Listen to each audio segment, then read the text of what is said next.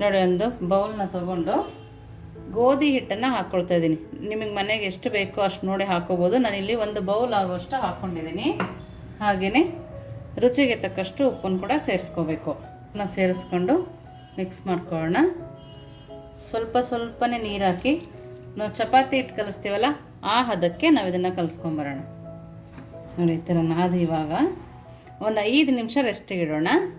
ಲಿಡ್ಡನ್ನು close ಮಾಡಿ ಇದನ್ನು ಪಕ್ಕಕ್ಕೆ ಎತ್ತಿಟ್ಟು ನೆಕ್ಸ್ಟ್ ಏನು ಮಾಡೋದು ನೋಡೋಣ ಬನ್ನಿ.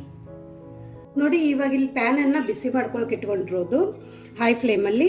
ಇವಾಗ ನಾವು ಕಟ್ ಮಾಡ್ಕೊಂಡಿರೋಂಥ ಕ್ಯಾಪ್ಸಿಕಮ್ನ ಹಾಕೊಳ್ಳೋಣ. ಹಾಕೊಂಡ್ಬಿಟ್ಟು ಇದ್ರ ಮೇಲ್ಗಡೆ ಒಂದು ಸ್ವಲ್ಪ ಎಣ್ಣೆನ ಹಾಕೊಳ್ಳೋಣ. ಹಾಕೊಂಡು ಇದನ್ನು ಹೈ ಫ್ಲೇಮಲ್ಲಿ ನಾವು ಒಂದು ಸ್ವಲ್ಪ ಹುರ್ಕೋಬೇಕು. ಯಾಕಂದರೆ ಕ್ಯಾಪ್ಸಿಕಮ್ ಒಳಗಡೆದು ಹಸಿ ವಾಸನೆಯನ್ನು ನಾವು ತಕ್ಕೋಬೇಕು. ಇಲ್ಲ ಅಂದರೆ ತಿನ್ನಬೇಕಾದ್ರೆ ಬಾಯಿಯಲ್ಲಿ ಮಕ್ಕಳು ಇಷ್ಟಪಡಲ್ಲ. ಆಮೇಲೆ ಕ್ಯಾಪ್ಸಿಕಮ್ಮದ್ದು ನಾವು ಇವಾಗ ನೆಕ್ಸ್ಟ್ ಏನು ಮಸಾಲೆ ಎಲ್ಲ ಮಾಡ್ತೀವಲ್ಲ ಆ ಮಸಾಲೆ ನೀಟಾಗಿ ಕ್ಯಾಪ್ಸಿಕಮ್ ಜೊತೆ ಹೊಂದ್ಕೊಳ್ಳಲ್ಲ. ಹಾಗಾಗಿಬಿಟ್ಟು ನಾವಿಲ್ಲಿ ಕ್ಯಾಪ್ಸಿಕಮ್ನ ನೀಟಾಗಿ ಒಂದು ಸ್ವಲ್ಪ ಫ್ರೈ ಮಾಡ್ಕೋಬೇಕು. ಜಾಸ್ತಿನೂ ಮಾಡ್ಕೋಬಾರ್ದು. ಒಂದು ಸ್ವಲ್ಪ ಕಣ್ಣು ಬೀಳೋ ತನಕ ನಾವು ಇದನ್ನು ಮೀಡಿಯಮ್ ಫ್ಲೇಮಲ್ಲಿ ಫ್ರೈ ಮಾಡ್ಕೊಂಡು ಬರೋಣ. ನೋಡಿ, ಕ್ಯಾಪ್ಸಿಕಮ್ದು ಸ್ವಲ್ಪ ಹಸಿ ವಾಸನೆ ಹೋಗ್ತಾ ಇದೆ. ಅಲ್ಲಿ ಇಲ್ಲಿ ಒಂದೊಂದು ಕಣ್ಣು ಬೀಳ್ತಾ ಇದೆ ನೋಡಿ ಇದಕ್ಕೆ.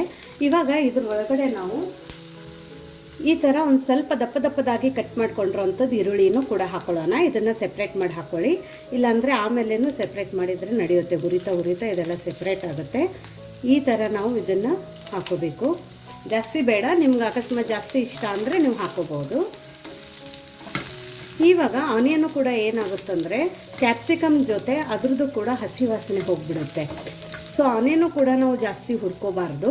ಹಾಗಾಗಿ ಕ್ಯಾಪ್ಸಿಕಮ್ ಅರ್ಧ ಹುರಿದ ನಂತರ ನಾವು ಇಲ್ಲಿ ಆನಿಯನ್ನ ಹಾಕೋಬೇಕು. ಅದನ್ನು ದಪ್ಪದಾಗಿ ಕಟ್ ಮಾಡಿನೇ ಹಾಕೋಬೇಕು. ಅಕಸ್ಮಾತ್ ನಿಮ್ಮ ಹತ್ರ ಸಾಂಬಾರು ಈರುಳ್ಳಿ ಇದ್ದರೆ ಅದನ್ನು ಕೂಡ ನೀವು ಹಾಕೋಬೋದು. ಅದಕ್ಕೂ ಕೂಡ ತುಂಬ ಸಖತ್ತಾಗಿ ಟೇಸ್ಟ್ ಬರುತ್ತೆ. ಸೊ ನೋಡಿ, ಇವಾಗ ಹಸಿ ವಾಸನೆ ಹೋಗಿದೆ ಕ್ಯಾಪ್ಸಿಕಮ್ದು ಮತ್ತು ಆನಿಯನ್ನದು. ಇದನ್ನು ನಾವು ಒಂದು ಬೌಲಕ್ಕೆ ಟ್ರಾನ್ಸ್ಫರ್ ಮಾಡ್ಕೊಂಡು ತಕ್ಕೊಳ್ಳೋಣ. ಸೊ ನೋಡಿ, ಇದನ್ನು ಕೂಡ ನಾವು ಹಿಂಗೆ ತಕ್ಕೋಬೇಕು. ಇವಾಗ ಇದನ್ನು ನಾವು ಪಕ್ಕಕ್ಕಿಟ್ಟು ಮತ್ತೆ ಇದೇ ಪ್ಯಾನ್ ಒಳಗಡೆ ಏನು ಮಾಡೋದು ಅಂತ ನೋಡೋಣ. ಇವಾಗ ನೋಡಿ, ಇದೇ ಪ್ಯಾನ್ ಒಳಗಡೆ ನಾವು 1 ಸ್ಪೂನಷ್ಟು ಎಣ್ಣೆನ ಹಾಕ್ಕೊಳ್ಳೋಣ. ಎಣ್ಣೆನ ಹಾಕ್ಕೊಂಡು ಇದ್ರ ಒಳಗಡೆ ದಪ್ಪದಾಗಿ ಕಟ್ ಮಾಡ್ಕೊಂಡಿರೋಂಥ ಈರುಳ್ಳಿನ ಹಾಕ್ಕೊಳ್ಳೋಣ. ಒಂದೊಂದು ಸರ್ತಿ ಹೇಗಾಗುತ್ತೆ ಮನೆಯಲ್ಲಿ ಅಂದರೆ ಸಣ್ಣದಾಗಿ ಈರುಳ್ಳಿ ಹೆಚ್ಚಿ ಪಲ್ಯಗಳು ಮಾಡೋಕ್ಕೆ ಟೊಮೆಟೊ ಸಣ್ಣದಾಗಿ ಹೆಚ್ಚಿ ಪಲ್ಯಗಳು ಮಾಡೋಣ ಅಂದರೆ ತುಂಬ ಟೈಮ್ ತಗೊಳುತ್ತೆ. ಅಷ್ಟು ಟೈಮು ಕೂಡ ನಮ್ಮ ಹತ್ರ ಇರಲ್ಲ. ಅದನ್ನು ಮಾರ್ನಿಂಗಲ್ಲಿ ಗಡಿಬಿಡಿಯಲ್ಲೇ ಆಗಲ್ಲ. ಮಕ್ಕಳು ಸ್ಕೂಲಿಗೆ ಹೋಗೋ ಟೈಮಲ್ಲಿ ಒಂದೊಂದು ದಿವಸ ಹೇಳೋಕ್ಕೂ ಒಂದು ಸ್ವಲ್ಪ ಲೇಟ್ ಆಗಿರುತ್ತೆ. ಏನೋ ಹುಷಾರಿರಲ್ಲ. ಆ ಟೈಮಲ್ಲಿ ಏನೂ ಮಾಡೋಕ್ಕೆ ಮನಸ್ಸಿರಲ್ಲ. ಆ ಟೈಮಲ್ಲಿ ಕೂಡ ನೀವು ಈ ಥರ ಒಂದು ದಿಢೀರಂಥ ರೆಸಿಪಿನ ಮಾಡ್ಕೋಬೋದು. ಕ್ಯಾಪ್ಸಿಕಮಿಂದ ತುಂಬ ಸಖತ್ತಾಗಿ ಒಂದು ರೆಸಿಪಿ ಕೂಡ ಆಗುತ್ತೆ.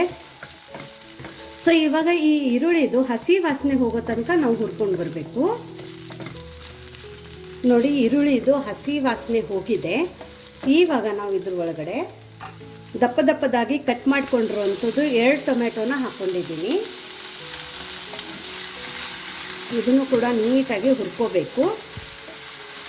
ಸೊ ಇವಾಗ ನಾವು ಮತ್ತೆ ಇದಕ್ಕೆ ಏನೇನು ಮಸಾಲೆ ಬೇಕು ಅಂತ ಇವಾಗಲೇ ಹಾಕ್ಕೊಂಡು ಬಿಡೋಣ. ನೋಡಿ, ಇವಾಗ ಇಲ್ಲಿ ನಾನು ಸ್ವಲ್ಪ ಬೆಳ್ಳುಳ್ಳಿ, ಸ್ವಲ್ಪ ಶುಂಠಿ ಮತ್ತು 2 ಹಸಿಮೆಣಸಿನ್ಕಾಯಿನ ತೊಗೊಂಡಿದ್ದೀನಿ. ಇದೆಲ್ಲನೂ ನಾವು ಇವಾಗಲೇ ಇದ್ರ ಒಳಗಡೆ ಹಾಕ್ಕೊಳ್ಳೋಣ. ಇಲ್ಲಿ ನೋಡಿ, ಬಿಳಿ ಎಳ್ಳನ್ನು ತೊಗೊಂಡಿದ್ದೀನಿ. ನೀವು ಪಾಲಿಶ್ ಇರೋವಂಥದ್ದು ನೈಲಾನ್ ಎಳ್ಳನ್ನು ತೊಗೋಬೇಡಿ. ಅದರಲ್ಲಿ ಟೇಸ್ಟ್ ಕಡಿಮೆ ಇರುತ್ತೆ ಮತ್ತು ನಿಮ್ಗೆ ಯಾವುದೇ ನ್ಯೂಟ್ರಿಷನ್ ಅದ್ರ ಒಳಗಡೆ ಸಿಗಲ್ಲ. ಯಾಕಂದರೆ ಅದು ಪಾಲಿಶ್ಡ್ ಇರುತ್ತೆ. ಸೊ ಆದಷ್ಟು ನೀವು ಈ ಥರ ನಾಟಿ ಎಳ್ಳನ್ನು ಬಳಸಿ. ಇದರಿಂದ ತುಂಬ ನಮಗೆ ಹೆಲ್ತ್ ಬೆನಿಫಿಟ್ಸ್ಗಳಿದ್ದಾವೆ. ತುಂಬ ವಿಟಮಿನ್ಸ್ ಕೂಡ ಇದೆ. ಆಮೇಲೆ ಸ್ಕಿನ್ನಿಗೂ ಕೂಡ ತುಂಬ ಒಳ್ಳೆಯದು. ಇವಾಗ ಈ ಎಳ್ಳನ್ನು ನಾನು 1 ಸ್ಪೂನಷ್ಟು ಇವಾಗ ಇದ್ರ ಒಳಗಡೆ ಹಾಕ್ತೀನಿ. ಈ ಥರ ನಾವು ಇವತ್ತು ಕ್ಯಾಪ್ಸಿಕಮ್ ಪಲ್ಯದಲ್ಲಿ ಎಳ್ಳನ್ನು ಹಾಕೊಳ್ಳೋದ್ರಿಂದ ಇದ್ರ ರುಚಿಯಂತೂ ಜಾಸ್ತಿ ಆಗುತ್ತೆ. ಅದರ ಜೊತೆ ಇದ್ರ ಟೆಕ್ಸ್ಚರು ಕೂಡ ತುಂಬ ಸಖತ್ತಾಗಿ ಬರುತ್ತೆ. ಇಲ್ಲಿ ಇವಾಗ ನಾನು ಗಸಗಸೆನ ತೊಗೊಂಡಿದ್ದೀನಿ. ಇದಕ್ಕೆ ಪಾಪಿ ಸೀಡ್ನು ಅಂತಾರೆ. ಸೊ ಇವಾಗ ಇದು ಒಂದು ಅರ್ಧ ಸ್ಪೂನಷ್ಟು ಗಸಗಸೆ ಕೂಡ ನಾವು ಇದ್ರ ಒಳಗಡೆ ಹಾಕೊಳ್ಳೋಣ. ಇದರಿಂದ ಕೂಡ ನಮಗೆ ತುಂಬ ನ್ಯೂಟ್ರಿಷನಲ್ ಬೆನಿಫಿಟ್ಸ್ಗಳಿದ್ದಾವೆ. ನೋಡಿ, ಇವಾಗ ಇದ್ರ ಒಳಗಡೆ ನಾವು ಒಂದು ಅರ್ಧ ಸ್ಪೂನಷ್ಟು ಜೀರಿಗೆನ ಹಾಕೊಳ್ಳೋಣ. ಜಾಸ್ತಿ ಬೇಡ. ಸೊ ಇಷ್ಟೆಲ್ಲ ಮಸಾಲೆ ಮತ್ತು ಇಷ್ಟೆಲ್ಲ ನಾವು ಪದಾರ್ಥನ ಹಾಕಬೇಕಾದ್ರೆ ಫ್ಲೇಮನ್ನು ಫುಲ್ ಲೋ ಫ್ಲೇಮಲ್ಲಿ ಇಟ್ಕೋಬೇಕು. ಇವಾಗ ನೋಡಿ, ಇದ್ರೊಳಗಡೆ ಕೂಡ ನಾವು ಒಂದು ಸ್ವಲ್ಪ ಕಸೂರಿ ಮೆಥಿನ ಹಾಕೊಳ್ಳೋಣ. ನಾನು ಇಲ್ಲಿ ಹಾಕ್ಕೊಂಡಿದ್ದೀನಿ, ಮರೆತುಬಿಟ್ಟು ಅದನ್ನು ಕ್ಯಾಪ್ಚರ್ ಆಗಿರಲಿಲ್ಲ. ಸೊ ಇಷ್ಟೆಲ್ಲನೂ ಹಾಕ್ಕೊಂಡು ಇವಾಗ ಇದನ್ನು ನಾವು ಮೀಡಿಯಮ್ ಫ್ಲೇಮಲ್ಲಿ 1 ನಿಮಿಷ ಹುರ್ಕೋಬೇಕು. ಸೊ ನೋಡಿ, ಡಿಫ್ರೆಂಟಾಗಿ ನಾವು ಯಾವುದೇ ಪುಡಿನ ಮಾಡ್ಕೋಬೇಕಂತೇನಿಲ್ಲ. ಒಂದೇ ಸರ್ತಿ ನಾವು ಎಲ್ಲನೂ ಹುರ್ಕೊಂಡು ಇವತ್ತಿಂದ ಈ ರೆಸಿಪಿ ದಿಢೀರಂತ ಮಾಡ್ಕೋಬೋದು. ಸೊ ನೋಡಿ, ಇದನ್ನು ಒಂದು ಸ್ವಲ್ಪ ಹುರ್ಕೊಂಡು ಬರೋಣ. ಯಾಕಂದರೆ ಎಳ್ಳು, ಗಸಗಸೆ, ಆಮೇಲೆ ಬೆಳ್ಳುಳ್ಳಿ, ಶುಂಠಿ ಒಳಗಡೆದು ಕೂಡ ಹಸಿ ವಾಸನೆ ಹೋಗಬೇಕು ಅಂಥೇಳಿ. ಸೊ ನೋಡಿ, ಇವಾಗ ಇದೆಲ್ಲ ಚೆನ್ನಾಗಿ ಹುರಿದಿದೆ. ಇವಾಗ ಫ್ಲೇಮನ್ನು ಆಫ್ ಮಾಡ್ಕೊಳ್ಳೋಣ. ಫ್ಲೇಮನ್ನು ಆಫ್ ಮಾಡಿಕೊಂಡು ಇವಾಗ ನಾವು ಇದೆಲ್ಲನೂ ಒಂದು ಬೌಲಕ್ಕೆ ತಕ್ಕೊಳ್ಳೋಣ.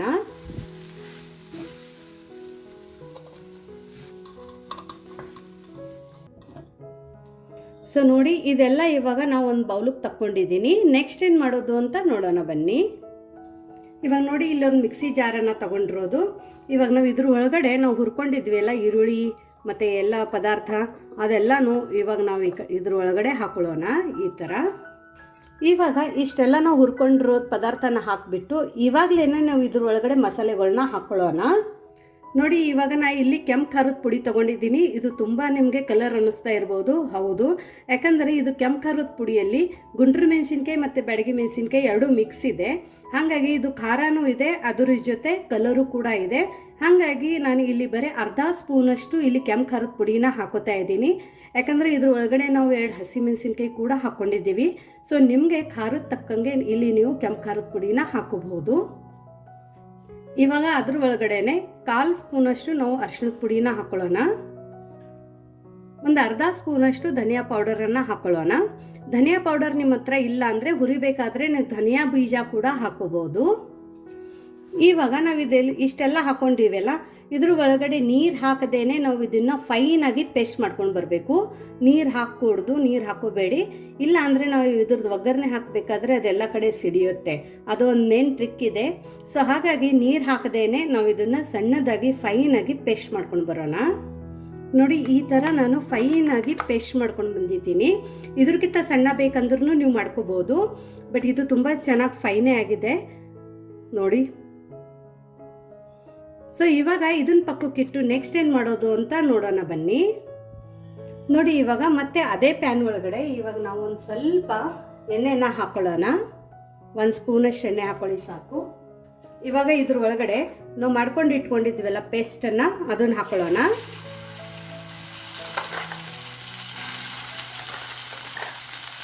ಫ್ಲೇಮನ್ನು ಮಾತ್ರ ಲೋ ಫ್ಲೇಮಲ್ಲಿ ಇಟ್ಕೊಳ್ಳಿ. ನೋಡಿ, ಫ್ಲೇಮನ್ನು ಇವಾಗ ಮೀಡಿಯಮ್ ಫ್ಲೇಮಲ್ಲಿ ಇಟ್ಕೊಂಡು ಇದು 1 ನಿಮಿಷ ನಾವು ಈ ಥರ ಎಣ್ಣೆಯಲ್ಲಿ ಹುರ್ಕೊಳ್ಳೋಣ. ಆಲ್ರೆಡಿ ನಾವೆಲ್ಲ ಮಸಾಲೆ ಹುರ್ಕೊಂಡೇ ಆಮೇಲೆ ಮಿಕ್ಸಿಗೆ ಹಾಕಿದ್ದೀವಿ. ಹಾಗಾಗಿ ಇದು ಇವಾಗ ಜಾಸ್ತಿ ಟೈಮ್ ತಗೊಳ್ಳಲ್ಲ. ಜಸ್ಟ್ ಎಣ್ಣೆಯಲ್ಲಿ ಒಂದು ಸರ್ತಿ ನಾವು ಈ ಥರ ಮಿಕ್ಸ್ ಮಾಡ್ಕೊಳ್ಳೋಣ. ಈ ಥರ ಮಿಕ್ಸ್ ಮಾಡಿಕೊಂಡು ಇವಾಗ ಇದ್ರ ಒಳಗಡೆ ಅದೇ ಮಿಕ್ಸಿ ಜಾರಕ್ಕೆ ಒಂದು ಸ್ವಲ್ಪ ನೀರನ್ನು ಹಾಕೋತಾ ಇದ್ದೀನಿ. ಸೊ ಎಳ್ಳು, ಗಸಗಸೆ ಎಲ್ಲ ನಾವು ಹಾಕೋದ್ರಿಂದ ಇವಾಗ ಇದ್ರ ಥಿಕ್ನೆಸ್ ನೋಡಿ ಎಷ್ಟು ಕರೆಕ್ಟಾಗಿ ಮತ್ತು ಎಷ್ಟು ಚೆನ್ನಾಗಿ ಬಂದಿದೆ ಅಂತ. ನಿಮ್ಗೆ ಅನಿಸುತ್ತೆ ರೆಸ್ಟೋರೆಂಟಲ್ಲಿ ಎಷ್ಟು ಚೆನ್ನಾಗಿ ಮಾಡ್ತಾರೆ ಹೋಟೆಲಲ್ಲಿ ಅಡುಗೆ, ಈ ಥರ ಕ್ಯಾಪ್ಸಿಕಮ್ ಗ್ರೇವಿ ಆಗಲಿ, ಪನ್ನೀರ್ ಗ್ರೇವಿ ಆಗಲಿ, ಎಷ್ಟು ಚೆನ್ನಾಗಿರುತ್ತೆ, ಏನು ಹಾಕ್ತಾರೆ ಅಂತ. ಅವ್ರು ಮಾಡೋದು ಕೂಡ ಇದೇ ಥರನೇ. ಸೊ ಒಂದು ಸರ್ತಿ ನೀವು ಗಸಗಸೆ, ಎಳ್ಳು ಎಲ್ಲ ಹಾಕ್ಬಿಟ್ಟು ಮಾಡಿ, ಮನೆಯಲ್ಲಿ ಕ್ಯಾಶ್ಯೂ ನಟ್ಟೇ ಬೇಕು, ಕಾಜುನೇ ಬೇಕು ಮಾಡೋಕ್ಕಂತೇನಿಲ್ಲ, ನೀವು ಇದ್ರೆ ಹಾಕೋಬೋದು. ಬಟ್ ಅದು ಇಲ್ಲದೇನೂ ಕೂಡ ನಾವು ಗ್ರೇವಿ ಕನ್ಸಿಸ್ಟೆನ್ಸಿನ ಈ ಥರ ಮಾಡ್ಕೋಬೋದು. ಸೊ ಇದನ್ನು ಒಂದು ಕುದಿ ತೊಗೊಂಡು ಬರೋಣ. ನೋಡಿ, ಇವಾಗ ಇದ್ರದ್ದು ಒಂದು ಕುದಿ ಬಂದಿದೆ. ಮೇಲ್ಗಡೆ ಒಂದು ಸ್ವಲ್ಪ ಎಣ್ಣೆ ಥರ ಬಿಟ್ಟಿರೋದು ನಿಮ್ಗೆ ಕಾಣ್ತಾ ಇರ್ಬೋದು. ಒಂದು ಸ್ವಲ್ಪ ಎಣ್ಣೆ ರಿಲೀಸ್ ಆಗುತ್ತೆ ಈ ಥರ ಕುದಿಬೇಕಾದ್ರೆ. ಅದನ್ನಷ್ಟು ಬಂದರೆ ಸಾಕು. ಇವಾಗ ಇದ್ರ ಒಳಗಡೆ ನಾವು ರುಚಿಗೆ ಉಪ್ಪನ್ನು ಹಾಕೊಳ್ಳೋಣ. ಯಾಕಂದರೆ ಇನ್ನೂ ನಾವು ಉಪ್ಪು ಹಾಕ್ಕೊಂಡಿಲ್ಲ. ಸೊ ಉಪ್ಪನ್ನು ನೋಡಿಬಿಟ್ಟು ಹಾಕ್ಕೊಳ್ಳಿ. ಇದೆಲ್ಲನೂ ನಾವು ಒಂದು ಸರ್ತಿ ಮತ್ತೆ ಮಿಕ್ಸ್ ಮಾಡ್ಕೊಳ್ಳೋಣ. ಮಿಕ್ಸ್ ಮಾಡಿಕೊಂಡು ಇವಾಗ ಫ್ಲೇಮನ್ನು ಲೋ ಫ್ಲೇಮಲ್ಲಿ ಮಾಡ್ಕೊಳ್ಳಿ. ನಾವು ಹುರ್ಕೊಂಡು ಇಟ್ಕೊಂಡಿದ್ದೀವಲ್ಲ ಕ್ಯಾಪ್ಸಿಕಮ್ಮು, ಆನಿಯನ್ನು, ಅದನ್ನು ಇವಾಗ ನಾವು ಇದ್ರೊಳಗಡೆ ಹಾಕ್ಕೊಳ್ಳೋಣ. ಹಾಕ್ಕೊಂಡ್ಬಿಟ್ಟು ಇದನ್ನು ನಾವು ಚೆನ್ನಾಗಿ ಮಿಕ್ಸ್ ಮಾಡ್ಕೋಬೇಕು. ನೋಡಿ, ಈ ಥರ ಮಿಕ್ಸ್ ಮಾಡ್ಕೊಳ್ಳೋಣ.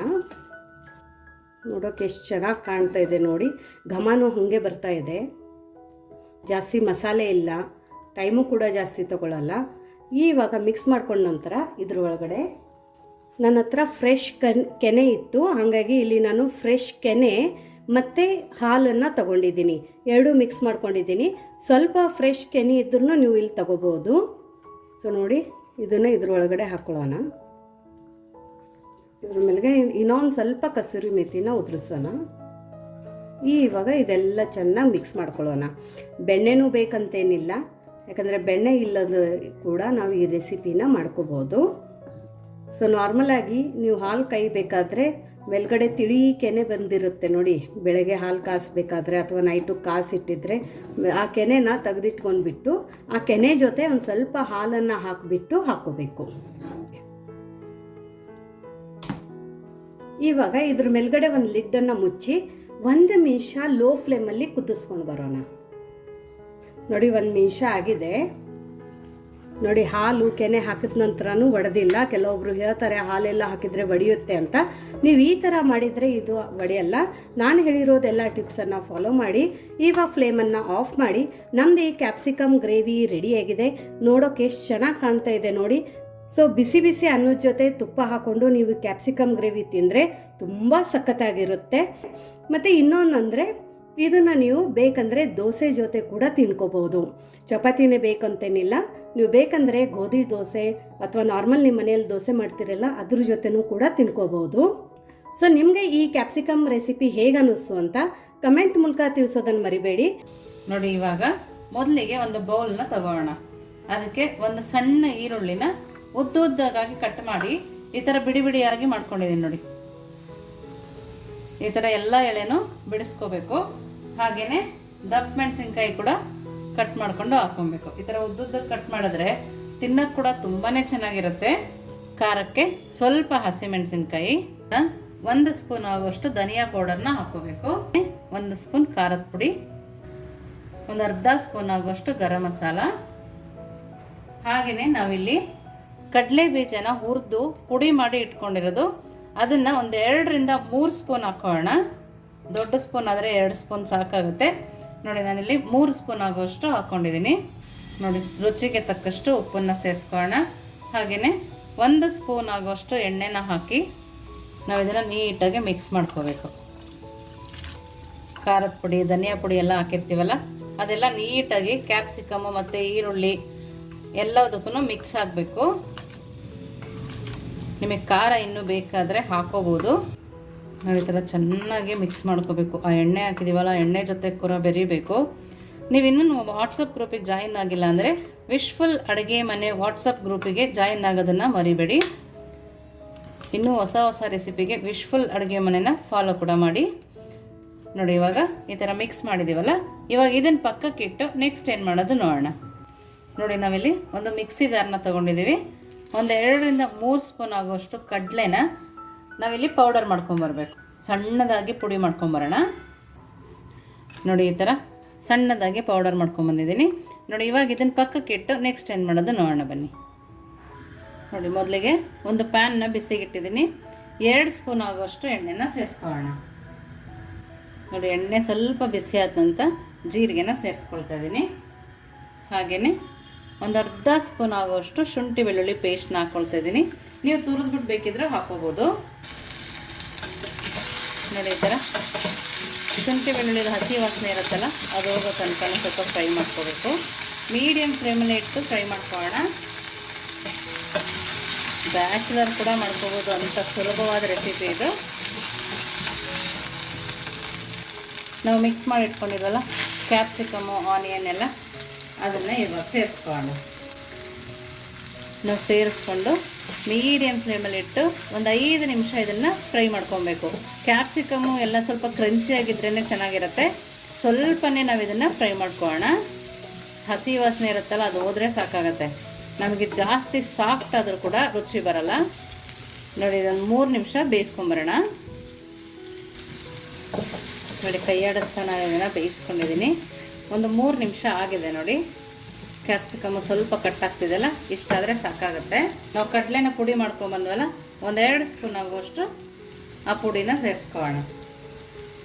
ಈಗ ಸ್ಟವನ್ನು ಆಫ್ ಮಾಡಿ ನೀಟಾಗಿ ಮಿಕ್ಸ್ ಮಾಡ್ಕೊಳ್ಳೋಣ. ನೋಡಿ, ಇವಾಗ ಇದನ್ನು ನಾವು ತಣ್ಣಗೆ ಪಕ್ಕಕ್ಕೆ ಎತ್ತಿಟ್ಕೊಳ್ಳೋಣ. ನೆಕ್ಸ್ಟ್ ಏನು ಮಾಡೋದು ನೋಡೋಣ ಬನ್ನಿ. ನೋಡಿ, ಇವಾಗ ಅದು ಕೂಡ ನೆಂದಿದೆ. ನಮ್ಗೆ ಈಸಿ ಪಲ್ಯ ಆಗೋಷ್ಟರೊಳಗೆ ಇದು ಕೂಡ ಚೆನ್ನಾಗಿ ನೆಂದಿದೆ ನೋಡಿ. ಈ ಥರ ಸಾಫ್ಟಾಗಿ ನೆನಿಬೇಕು. ಇವಾಗ ಇದರಲ್ಲಿ ಒಂದು ಸಣ್ಣ ಉಂಡೆನ ತಗೋಣ. ಸ್ವಲ್ಪ ಹಿಟ್ಟನ್ನು ಹಾಕ್ಕೊಂಡು ಮಾಡ್ಕೋಬೇಕು.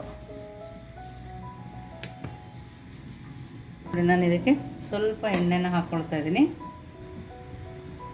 ಸ್ವಲ್ಪ ಖಾರದ ಪುಡಿನ ಸೇರಿಸ್ಕೊಳ್ತಾ ಇದ್ದೀನಿ, ಸ್ವಲ್ಪ ಧನಿಯಾ ಪುಡಿ, ಇದಕ್ಕೇ ಸ್ವಲ್ಪ ಕೊತ್ತಂಬರಿ ಸೊಪ್ಪು ಕೂಡ ಹಾಕ್ಕೊಳ್ತಾ ಇದ್ದೀನಿ, ಹಾಗೆಯೇ ಸ್ವಲ್ಪ ಬಿಳಿ ಎಳ್ಳು.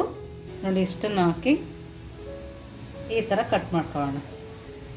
ನೋಡಿ ಕಟ್ ಮಾಡ್ಕೊಂಡ್ವಲ್ಲ, ಇವಾಗ ಈ ಥರ ಮಾಡ್ಕೊಳ್ಳೋಣ. ನೋಡಿ ಸುಲಭವಾಗಿ ಮಾಡ್ಕೊಬೋದು. ನೋಡಿ ಇದ್ರ ಮೇಲೆ ಸ್ವಲ್ಪ ಹಿಟ್ಟನ್ನು ಹಾಕ್ಕೊಂಡಿದ್ದೀನಿ, ನಿಧಾನಕ್ಕೇ ಲಟ್ಟಿಸ್ಕೊಳ್ಳೋಣ. ಇದರ ಮೇಲೆ ಎಣ್ಣೆ ಬೇಕಿದ್ರೂ ಹಾಕೋಬೋದು, ತುಪ್ಪ ಬೇಕಿದ್ರೂ ಹಾಕೋಬೋದು. ನಾನು ಇದನ್ನು ಸ್ವಲ್ಪ ದಪ್ಪನೇ ಲಟ್ಟಿಸ್ಕೊಂಡಿದ್ದೀನಿ. ಹೆಂಚನ್ನು ಬಿಸಿ ಹಾಕಿಟ್ಕೊಂಡಿದ್ವಿ, ಚೆನ್ನಾಗಿ ಕಾದಿದೆ. ಇವಾಗ ಮೀಡಿಯಮ್ ಫ್ಲೇಮಲ್ಲಿ ಇಟ್ಕೊಂಡು ಪರಾಟನ ಹಾಕೋಣ. ನೋಡಿ ಎಣ್ಣೆನ ಹಾಕ್ಕೊಳ್ತಾ ಇದ್ದೀನಿ. ನಿಮಗೆ ಬೇಕಂದರೆ ತುಪ್ಪ, ಬೆಣ್ಣೆ ಯಾವುದನ್ನು ಬೇಕಾದರೂ ಹಾಕೊಬೋದು. ನೋಡ್ತಾ ಇದ್ದೀರಲ್ಲ ಏನು ಸಕ್ಕತ್ತಾಗಿ ಕಾಣಿಸ್ತಾ ಇದೆ ನೋಡಿ. ನಿಮಗೆ ಬೇಕಂದರೆ ನಾವು ಲಟ್ಟಿಸುವಾಗ ಈರುಳ್ಳಿ ಬೇಕಿದ್ರೂ ಹಾಕೋಬೋದು. ನಾವು ಮಾಡೋ ಪಲ್ಯಕ್ಕೆ ಸೂಪರ್ ಕಾಂಬಿನೇಷನ್ ಅಂತಲೇ ಹೇಳ್ಬೋದು. ನೋಡಿ ನಾವೆಲ್ಲ ಕಡೆನೂ ಬೇಯಿಸ್ಕೊಂಡಿದ್ದೀವಿ. ಗೋಧಿ ಹಿಟ್ಟು ಕೂಡ ಆರೋಗ್ಯಕ್ಕೆ ಒಳ್ಳೆಯದು. ನಾವು ಬರೀ ಅನ್ನನೇ ತಿನ್ನೋದ್ರ ಬದಲು ಈ ಥರ ಚಪಾತಿ, ಪರಾಟ, ಜೋಳದ ರೊಟ್ಟಿ ಈ ಥರ ಕೂಡ ನಾವು ತಿನ್ಕೊಂಡಿರಬೇಕು. ನೋಡಿ ಇವಾಗ ಇದು ಬೆಂದಿದೆ ಅಲ್ಲ, ನೆಕ್ಸ್ಟ್ ನಮ್ಮ ಪಲ್ಯ ಏನಾಯಿತು ಅಂತ ನೋಡೋಣ ಬನ್ನಿ. ನೋಡಿ ನಾವು ಮಾಡ್ಕೊಂಡಿದ್ವಲ್ಲ ಕ್ಯಾಪ್ಸಿಕಮ್ ಗೊಜ್ಜು, ಅದು ಇವಾಗ ತಣ್ಣಗಾಗಿದೆ. ನೋಡಿ ಇವಾಗ ಅದಕ್ಕೆ 1 ಕಪ್ ಆಗೋಷ್ಟು ಗಟ್ಟಿ ಮೊಸರನ್ನ ಹಾಕ್ಕೊಳ್ತಾ ಇದ್ದೀನಿ. ಸ್ವಲ್ಪ ಕೊತ್ತಂಬರಿ ಸೊಪ್ಪು ಕೂಡ ಹಾಕ್ಕೊಂಡು ನೀಟಾಗಿ ಮಿಕ್ಸ್ ಮಾಡ್ಕೊಳ್ಳೋಣ. ನಮಗೆ ಮೊಸರು ಗಟ್ಟಿಗಿದ್ರೆ ತುಂಬ ಚೆನ್ನಾಗಿ ಬರುತ್ತೆ. ಇದಕ್ಕೆ ನಾವೀಗ ಸ್ವಲ್ಪನೇ ಅರಿಶಿನ ಪುಡಿನ ಹಾಕೋಣ. ನೋಡಿ ಹಾಕ್ಕೊಂಡು ನೀಟಾಗಿ ಈ ಥರ ಕಲಿಸ್ಕೋಬೇಕು. ದಿಢೀರಾಗಿ ಕೂಡ ಆಗುತ್ತೆ. ನಮ್ಮ ಪರಾಟ ಚಪಾತಿ ಆಗೋ ಅಷ್ಟರೊಳಗೆ ಈ ರೆಸಿಪಿ ಕೂಡ ಆಗುತ್ತೆ. ನೋಡ್ತಾ ಇದ್ದೀರಲ್ಲ ಏನು ಸಕ್ಕತ್ತಾಗಿ ಕಾಣಿಸ್ತಾ ಇದೆ. ಒಂದು ಬೌಲ್ಗೆ ಹಾಕೋಣ. ಸ್ಮೆಲ್ಲು ಕೂಡ ಸೂಪರಾಗಿ ಬರ್ತಾ ಇದೆ. ಸಮ್ಮರ್ಗಂತೂ ಹೇಳಿ ಮಾಡಿಸಿದ ರೆಸಿಪಿ ಅಂತಲೇ ಹೇಳ್ಬೋದು, ಅಷ್ಟು ಚೆನ್ನಾಗಿರುತ್ತೆ. ಆರೋಗ್ಯಕ್ಕೆ ಕೂಡ ಚೆನ್ನಾಗಿರುತ್ತೆ. ಇವಾಗ ಪಲ್ಯ ರೆಡಿ ಇದೆ. ಯಾವ ಥರ ಸರ್ವ್ ಮಾಡೋದು ಅಂತ ನೋಡೋಣ ಬನ್ನಿ. ನೋಡಿ ನಾವಿಲ್ಲಿ ಒಂದು ಪ್ಲೇಟನ್ನು ತೊಗೊಂಡಿದ್ದೀವಿ. ನೋಡಿ ಇಲ್ಲಿ ನಮ್ಮ ಪರಾಟ ಎಷ್ಟು ಚೆನ್ನಾಗಿದೆ ನೋಡ್ತಾ ಇದ್ದೀರಲ್ಲ, ಒಂದೊಂದು ಅಷ್ಟು ಚೆನ್ನಾಗಿದೆ. ನೀಟಾಗಿ ನೋಡಿ ಈ ಥರ ಒಳಗಡೆ ಕೂಡ ಎಳ್ಳು ಎಲ್ಲ ಕಾಣಿಸುತ್ತೆ. ನೋಡಿ ಈ ಥರ ಸಾಫ್ಟಾಗಿ ಬಂದಿದೆ. ನೀವು ಮಧ್ಯಾಹ್ನದವರೆಗೆ ಕೂಡ ಲಂಚ್ ಬಾಕ್ಸಿಗೆ ಹಾಕ್ಕೊಟ್ರು ಕೂಡ ಅಷ್ಟೇ ಚೆನ್ನಾಗಿರುತ್ತೆ. ನೋಡಿ ದಿಢೀರಂತ ಮಾಡ್ಕೊಬೋದು. ಅದಕ್ಕೆ ಸೂಪರ್ ಕಾಂಬಿನೇಷನ್ನು ಕ್ಯಾಪ್ಸಿಕಮ್ ಮೊಸರು ಗ್ರೇವಿ. ಕ್ಯಾಪ್ಸಿಕಮ್ ಕೂಡ ಕ್ರಂಚಿಯಾಗಿದ್ದರೆ ತುಂಬ ಚೆನ್ನಾಗಿ ಅನಿಸ್ತಾ ಇರುತ್ತೆ. ನೋಡ್ತಾ ಇದ್ರಲ್ಲ ಎಷ್ಟು ಚೆನ್ನಾಗಿ ಕಾಣಿಸ್ತಾ ಇದೆ. ಕ್ರೀಮಿಯಾಗಿದೆ, ಸೂಪರಾಗಿದೆ. ತುಂಬ ಅಂದರೆ ತುಂಬಾ ಚೆನ್ನಾಗಿದೆ. ನೀವು ಮನೆಗೆ ಯಾರು ಬಂದರೆ ದಿಢೀರಂತ ಕೂಡ ಮಾಡ್ಕೊಳ್ಬೋದು. ನೀವು ಒಂದ್ಸರಿ ಮನೇಲಿ ಮಾಡಿ ಹೇಗಿತ್ತು ಅಂತ ವಿಶ್ಫುಲ್ ಅಡುಗೆ ಮನೆಗೆ ಕಮೆಂಟ್ ಮೂಲಕ ತಿಳಿಸೋದನ್ನು ಮರಿಬೇಡಿ. ನೀವಿನ್ನೂ ನಮ್ಮ ಚಾನಲ್ ಸಬ್ಸ್ಕ್ರೈಬ್ ಆಗಿಲ್ಲ ಅಂದರೆ ಸಬ್ಸ್ಕ್ರೈಬ್ ಆಗಿ, ಲೈಕ್ ಮಾಡಿ, ಶೇರ್ ಮಾಡಿ. ವಿಶ್ಫುಲ್ ಅಡುಗೆ ಮನೆಗೆ ಥ್ಯಾಂಕ್ ಯು.